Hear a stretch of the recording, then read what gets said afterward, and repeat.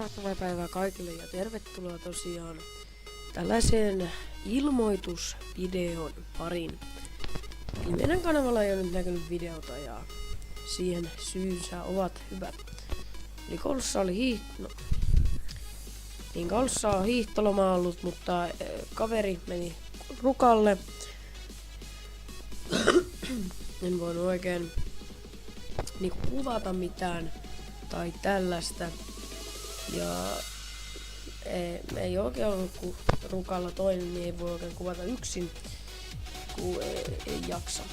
Ja sitten myös täällä meidän kotikaupungissa tai kotikunnassa lumen tilanne on super vähäinen, että niin pääsee laskemaan ehkä päivän jollain tekolumella. Ja meidän takapiha, missä me myös lasketaan, näyttää juuri piirtein tältä. Eli tältä näyttää meidän takapiha tällä hetkellä. Ei ehkä ihan noin paljon, mutta ainakin kumminkin. Ja sen lisäksi mä oon saanut uuden kameran.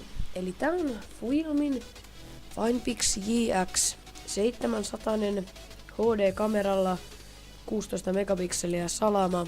Ja tää on loistava kamera ja tällä kameralla tullaan kuvailemaan myös enemmän tänne mun kanavalle. Mutta tällä kertaa